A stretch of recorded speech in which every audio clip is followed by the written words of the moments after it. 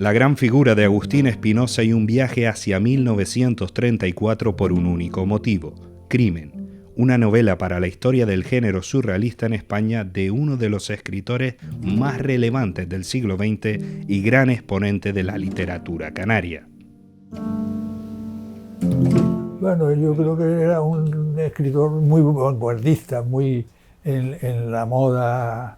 Él estuvo también una época en Francia. Su literatura no es una literatura fácil porque él era, yo creo que está muy trabajada. Yo de Crimen, sobre todo, me transmitió su maravillosa capacidad para hacer una prosa elástica, jugar con el lenguaje, para construir frases muy bien escritas, muy curradas, muy elaboradas. Y para leer Crimen, sobre todo, hay que liberarse de prejuicios. Si te centras en lo que es la prosa y te centras en cómo funcionaba el surrealismo, te das cuenta que es una obra maravillosa.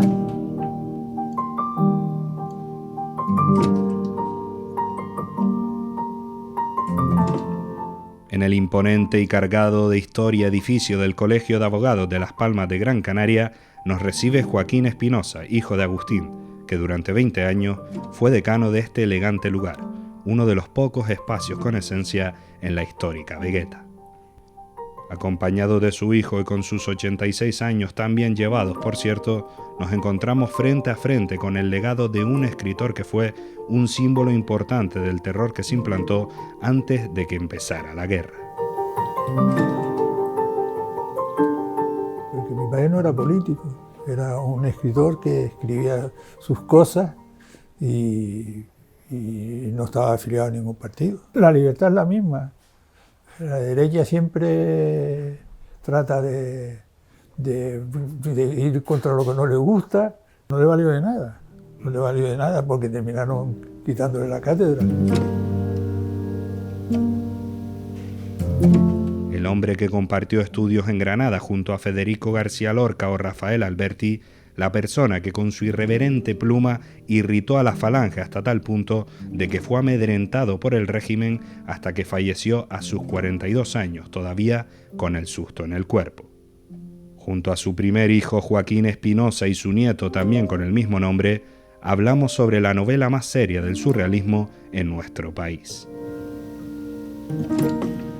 Eso dice Pérez Miní, que de todos los que perseguidos durante la guerra en Canarias fue la persona que más hicieron sufrir y que más se metieron con él y trataron de perseguirlo. Todo ello únicamente por sus ideales, por su distinguida creatividad que se sumergió de lleno en el género surrealista. Que se redescubra o se descubra, algunos lo redescubrirán y otros lo descubrirán por primera vez, la figura de Agustín Espinosa, porque parece que muchas veces se valora más lo que viene de fuera que lo que se ha hecho en casa. Y redescubrir o descubrir a Agustín Espinosa, lo que son las vanguardias en Canarias, no solo él, sino todo ese entorno maravilloso que convirtió en Canarias en líder europeo de la cultura y de la vanguardia, pues creo que es muy de agradecer. Es decir, hay que aprovechar las circunstancias, no solo para reivindicar la figura de mi abuelo, sino para reivindicar que Canarias hubo un momento que era un punto clave de la cultura, no solo en España, sino en toda Europa. Se editó cuando la República y ya las voces de la Iglesia y de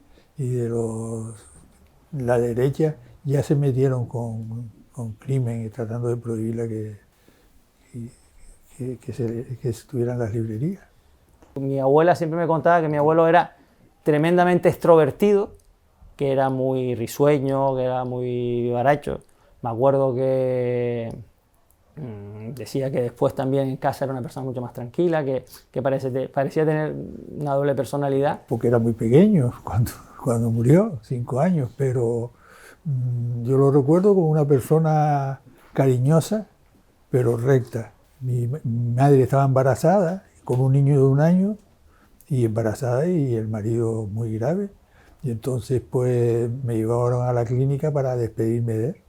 Y entonces me dijo, bueno, yo solo pórtate bien, tal, las cosas que le dice un padre a un hijo, y solo te pido una cosa, que se lo digas a tu abuela, que no te hagan un niño mal educado. Recientemente se ha reeditado y se vuelve a comercializar desde este pasado 20 de noviembre en todo el país. Y este año pues nos sentimos todavía más orgullosos porque parece que va a salir un poco del ámbito familiar, que va a salir del ámbito regional, y por primera vez en muchos años, desde el año 74, pues damos el salto a la península, que quizás es lo que más ha costado a la hora de difundir pues, la obra de mi abuelo. Faltaba ese salto a nivel nacional.